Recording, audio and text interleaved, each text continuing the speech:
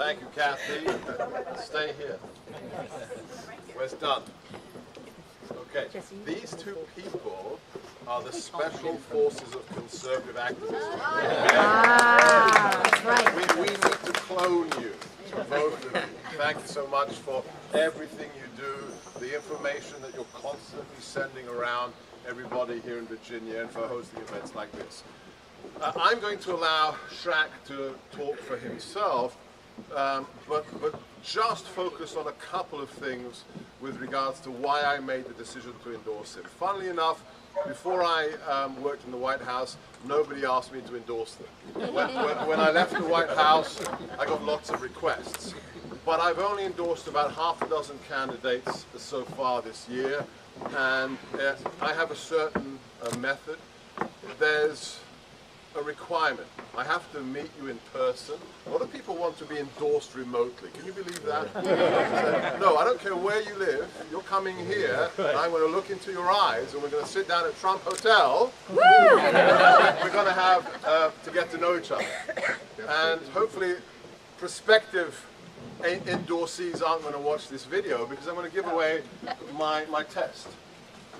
So I sat down with Shaq, and I asked him, what happened on November the 8th, 2016? Because if you can't answer that question for me, I'm not going to endorse you. Because something historic happened in this nation, and you need to appreciate the significance and the weight of the decision that we took as a nation if you want me to support you as somebody who supports the president. And there are certain ways to approach that question.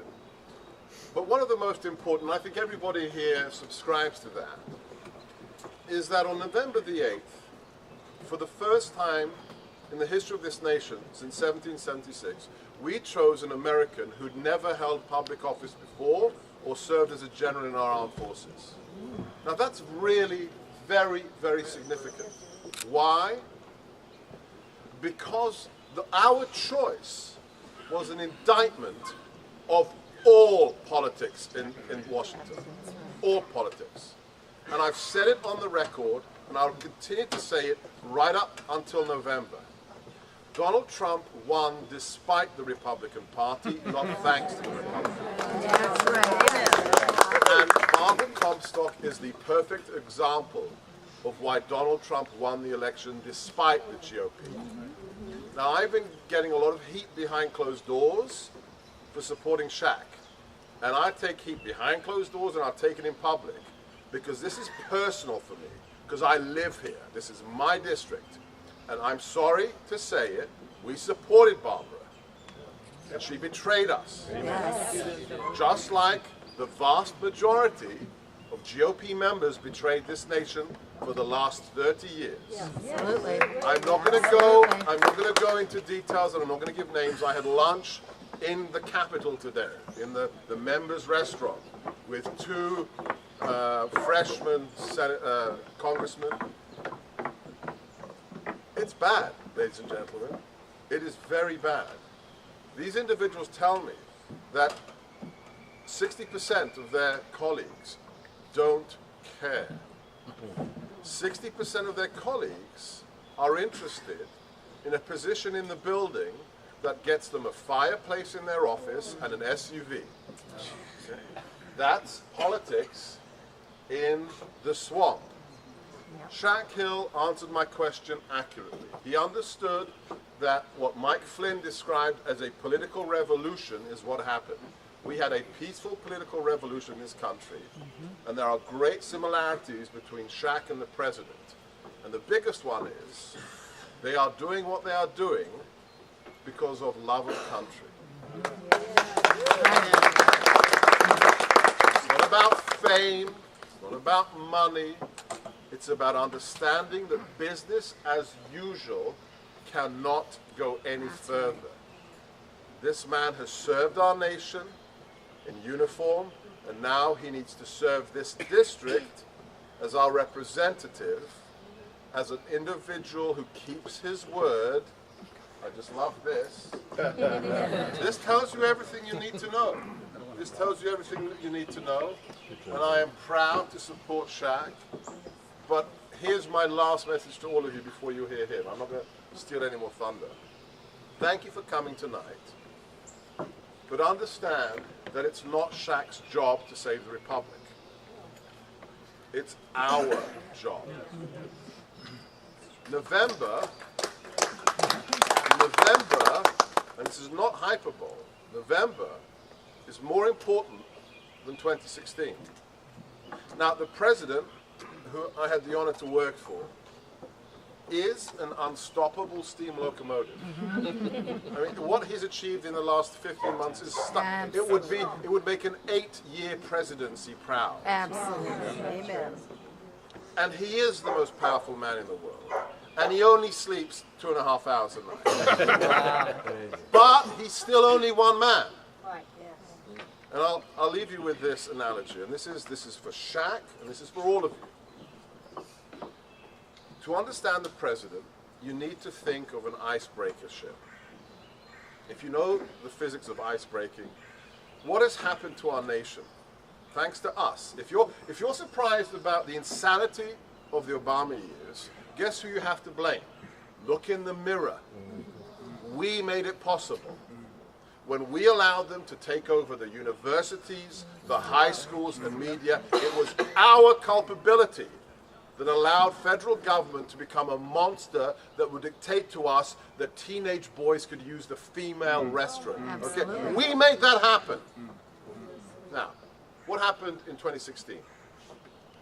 After 30 years of this layer of political correctness, this permafrost that had frozen our nation in terms of politics, media, Hollywood, everything. Along comes a man who just doesn't give a fig. He doesn't care. And like a 1,000,000-ton icebreaker ship with his tungsten hull, he just smashes into that political correctness and cuts a new seaway for liberty.